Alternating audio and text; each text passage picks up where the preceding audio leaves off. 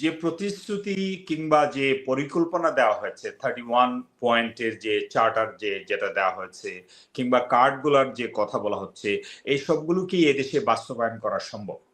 আপনি যদি খেয়াল করে থাকেন যে ফেডারেল রিজার্ভ লন্ডন থেকে শুরু করে যে লক্ষ লক্ষ কোটি টাকা পাচার হয়ে গেছে এদেশ থেকে, এটি একটি one of the biggest economy in the world. কারণ 180 মিলিয়ন পিপল, আমি যদি এটাকে ধরি যে 180 মিলিয়ন পিপল যদি আমি পাশাপাশি অস্ট্রেলিয়ার পাশে বাংলাদেশকে নিয়ে যাই, তাহলে Australia in regards of geography বাংলাদেশের চেয়ে 55 গুণ বড়, আর in regards to population Bangladesh অস্ট্রেলিয়ার চেয়ে 10 টাইমস বিগার। অর্থাৎ একটা অস্ট্রেলিয়ান পপুলেশনের চেয়ে 10 গুণ বড় পপুলেশন এটি। 1.5 কোটি মানুষ প্রবাসে আছে। সুতরাং আমাদের যে সোর্স অফ মানি, আমাদের যে মানি মার্কেট যেটাকে বলে, সব মার্কেটকে যদি একত্রিত করা হয়, এটা আপনার ফাইন্যান্সের ভাষায় মানি মার্কেট বা মার্কেট ফোর্স। এই মার্কেট ফোর্সটা আবর্তিত হচ্ছে গ্লোবালি।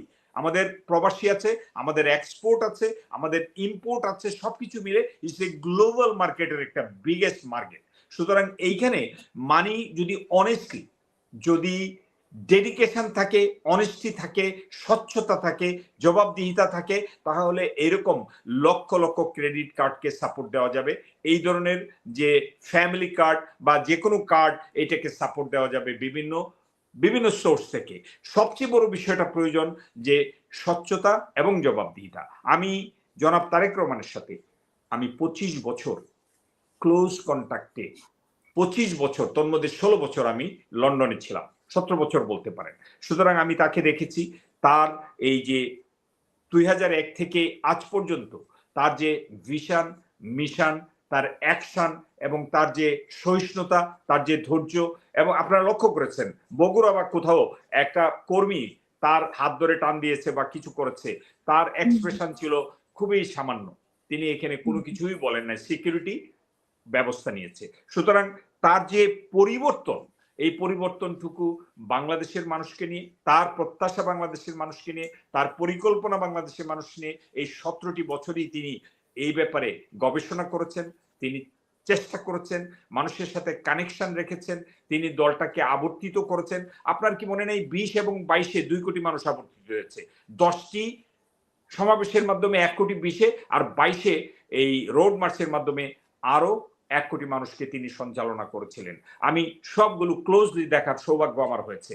আমি স্টেজে দাঁড়িয়ে তার পক্ষে কথা বলেছি, স্টেজের নিচে বসে তার বক্তব্য আমি ফলো করেছি।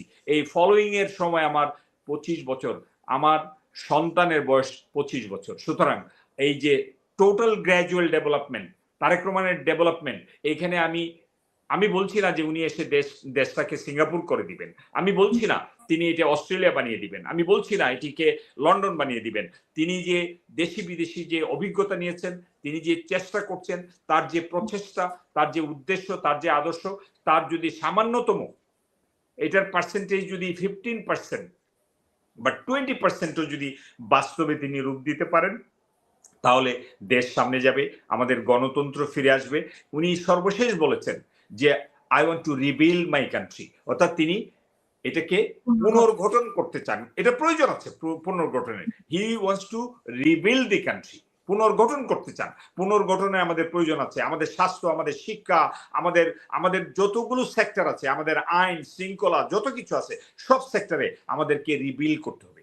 আদারওয়াইজ আমাদের এই জাতিকে এই ফেস্টিভাল 15 বছরে একটা ভঙ্গুর জাতি করে দিয়ে গেছে। তাই আমার বিশ্বাস যে তার যে প্রচেষ্টা, যে অঙ্গীকার এবং তার যে দূরদর্শিতা, যে প্রত্যাশা, সেটি দলের অসংখ্য মানুষ আছে দেশে বিদেশে, এক্সপার্ট আছে, সেই এক্সপার্টরা আস্তে আস্তে আস্তে তার উপর যে আস্থা আসছে, তারা যখন এসে তাকে সাপোর্ট দিবে, তখন আমার বিশ্বাস যে জাতি সামনে যাবে, জাতি রিবিল্ড হবে, জাতির গণতন্ত্র ফিরে আসবে। আমাদের গণতন্ত্র ফিরে আনতে হবে। গণতন্ত্রে ফিরে আনার সর্বশেষ এবং ফাইনাল খেলাটা হলো ভোট।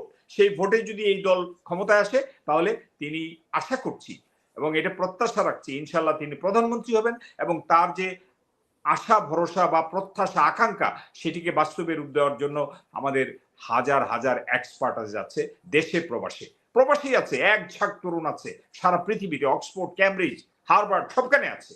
আমার ছেলে মেয়ে এখন লন্ডনে কাজ করছে। সুতরাং আমি বিশ্বাস করি, আমার বিশ্বাস তার চিন্তা চেতনা সবকিছু মানে মানুষের আশাটা পূরণ হবে, মানুষ যেটা আশা করছে 54 বছরে যেটা হয়নি সেই কাজগুলো একটা যে বড় ধরনের মানুষের আশা পূরণ হবে। এবং শহীদ রাষ্ট্রপতি জিয়া রহমানের পার্টিকে তিনি নেতৃত্ব দিচ্ছেন। দেশনেত্রী বেগম খালেদা জিয়ার 44 বছরের অসাধারণ একটা জার্নি, সেই জার্নিকে তিনি সামনে নিয়ে যাচ্ছেন। এখন এই মুহূর্তে পতাকা তার হাতে, তিনি এখন এটার চেয়ারম্যান। সুতরাং তিনি যদি সুযোগ পান, জনগণ যদি 12 তারিখে তাকে সেই সুযোগ দেয়, এই দলটাকে যদি ভোট দেয়, তাহলে অবশ্যই তিনি তার যে আশা আকাঙ্ক্ষা, তার যে পরিকল্পনা, তার যে মাস্টার প্ল্যান, তার যে স্ট্র্যাটেজি, সেগুলোকে তিনি বাস্তবে রূপ দেওয়ার জন্য সকল প্রকার পদক্ষেপ তিনি নেবেন। আর দুজনেরা যা বলছে, এটা পত্রিকায় বলুক, যেখানেই বলুক, এটা বলতে থাকবে তারা। সমালোচনা তারই হয় যিনি সামনে যান, যিনি কাজ করেন, যিনি দেশের জন্য চেষ্টা করেন, রাজনীতি করেন, তার সমালোচনা হবেই। বাট তিনি যে এই পর্যন্ত যে কনসিস্টেন্সি দেখিয়েছেন, তিনি কিন্তু একটি ধারাবাহিকতা দেখিয়েছেন।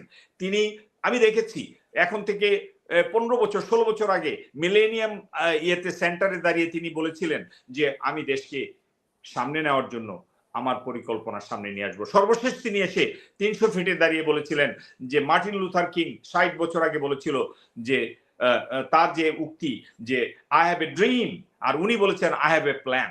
সো তার যে প্ল্যান, সেটি আস্তে আস্তে সর্বশেষ কথা যে তিনি স্টেজে বলেছেন বগুড়া অথবা কোথাও, আমার কাছে অসাধারণ লাগছে যে I want to rebuild the nation. We want to rebuild the nation. এটাকে, এই জাতিকে আমরা, এই দেশটাকে, এই জাতিটাকে আমরা পুনর্গঠিত করতে চাই, পুনর্গঠন করতে চাই। এই বিষয়টা আমার কাছে অসাধারণ লেগেছে। এর অনেকগুলো সেক্টর আছে, 20টা সেক্টর আছে। এটাকে বলার দরকার নাই যে আমরা পুনর্গঠন করতে চাই। এখানেই কিন্তু রয়ে গেছে আমাদের প্রসপেক্ট, আমাদের ইনরমাস প্রসপেক্ট রয়ে গেছে। আমাদের যে ইয়াং জেনারেশন আছে, যে জেনজিরা একটা বিপ্লব করে রক্ত দিয়ে, যে ছাত্র জনতা, আপামর ছাত্র জনতা, যে আমাদের যে নতুন করে ঘুরে দাঁড়িয়েছি, আমরা ফেসিবাদের হাত থেকে দেশকে রক্ষা করেছি, সেখানে তরুণ নেই মানে ইয়েতে তরুণ নেই, মানে বিএনপির মধ্যে তরুণদের ব্যাপারে উৎসাহ দেওয়ার মতো এরকম কিছু নেই, কোনো পরিকল্পনা নেই, বা তরুণও তাদের মধ্যে কম। এটা কি আপনি মানে কিভাবে ব্যাখ্যা করবেন? আমাদের স্ট্রাকচারে টপ স্ট্যান্ডিং কমিটি, তারপরে টায়ার আছে, মূল বডি তো হলো তরুণ। এই যে দেখেন প্রকাশ্যে, এই যে দেখতেছেন লক্ষ লক্ষ মানুষ, এরা তো তরুণ। সুতরাং ওখান থেকে উঠে আসবে, এটি ন্যাচারাল প্রক্রিয়া, এটি উঠে আসবে সে, এবং এই তাদেরকেই তিনি সঞ্চালন করছেন। আমাদের চেয়ারম্যান মহোদয় এই তাদেরকেই সঞ্চালন করছেন, যে এই যে লক্ষ লক্ষ মানুষ, তাদেরকে তিনি যে হাত দেখাচ্ছেন, এই কনস্ট্যান্ট হাত দেখিয়ে যাচ্ছেন 25 তারিখ থেকে। তার হাতে ব্যথা চলে আসছে, তিনি একদিন কথা বলছিলেন, যে মিডিয়াতে আসছে যে আমার হাতে ব্যথা হয়ে গেছে। সুতরাং তিনি তো হাত দেখিয়ে তিনি দুটি জিনিস বলছেন, যে তোমরা এসছো, ধন্যবাদ দিচ্ছেন। দ্বিতীয়টা হলো তোমাদের ভবিষ্যৎ গড়ার জন্য আমি পরিকল্পনা করছি, my plan, I have a plan. So জনতা, বিশেষ করে ইয়াং জেনারেশন উজ্জীবিত হয়েছে, দারুণভাবে ইন্সপায়ার। এবং পাশাপাশি আরেকটি বিষয় আপনাকে আমি বলতে চাই, যে এটি একটি ডায়নামিক্স, নতুন ডায়নামিক্স, যে তার সাথে ডক্টর জুবাইদা রহমান ইনস্ট্যান্টলি গত 17 বছর যেমন লন্ডনে ছিলেন, তিনি এখন তার পাশে আছেন, অহর্নিশি দিবানিশি তিনি সবসময় তার পাশে আছেন। আরেকটি ডায়নামিক্স হলো যে ব্যারিস্টার জায়মা রহমান ইতিপূর্বে পলিসি ডায়ালগ কিংবা তার প্রজন্মের সাথে যে কথা বলেছেন, সেটি মিডিয়ার মাধ্যমে আসছে। ব্যারিস্টার জায়মা রহমান দেখতে চায় যে নতুন প্রজন্ম, নতুন প্রসপেক্ট, নতুন আমাদের দেশের ভবিষ্যৎ, সেটি তারাও দেখতে চায়। সুতরাং একাধারে 3টি ফ্রন্ট, একটি হলো জনাব তারেক রহমান, আরেকটি হলেন ডাক্তার Zubaida Rahman, a talented lady doctor, physician, আর ব্যারিস্টার জায়মা রহমান। এই জিয়া পরিবারে জিয়া রহমানের সন্তান এবং নাতি হিসেবে, প্লাস সন্তান এবং পুত্রবধূ হিসেবে তাদের যে প্রক্রিয়াটা, এই প্রক্রিয়াটার প্রতি মানুষের আস্থা আসবে ধীরে ধীরে। এবং এটি বেস বা ফান্ডামেন্টাল যে ফাউন্ডেশন, সেটি হলো 17 বছরের ত্যাগ, 17 বছরের দেশ থেকে বাইরে থাকা, 17 বছর ধৈর্য ধরে থাকা, এবং এসে তিনি কোনো ধরনের উস্কানিমূলক কথা বলছেন না, কিছু উত্তর দিচ্ছেন ইদানিং, বাট আমার কাছে মনে হচ্ছে যে খুবই পজিটিভ। আরো ওনার কাছে আজকের এই বক্তব্যের মাধ্যমে আমি উদাত্ত আহ্বান জানাবো যে আমার সন্দীপ ভাই। প্রিয় নেতা হিসেবে তার কাছে আমার অনুরোধ যে আপনি যে প্রথম শুরু করেছিলেন, এখনো যেটা করে যাচ্ছেন, যে মানুষের আকাঙ্ক্ষার প্রতি, মানুষের ভবিষ্যতের প্রতি গঠনমূলক বক্তব্যই ভালো হবে। আমার মনে হয় না যে ওই কে বা কারা কাদের বিরুদ্ধে কথা বলা, কোন পার্টি কি বললো এটার বিরুদ্ধে কথা বলার কোনো প্রয়োজন নেই, কোনো প্রয়োজনেই নাই। আমাদের ভবিষ্যৎ কি হবে, আমাদের ফিউচারটা কি হবে, আমাদের নিউ জেনারেশন কিভাবে সামনে যাবে, গ্লোবালি তারা কিভাবে ইন্টিগ্রেট হবে, এইগুলো এই পরিকল্পনার উপরে থেকে সামনে গেলেই আমার কাছে মনে হচ্ছে খুবই সুন্দর এবং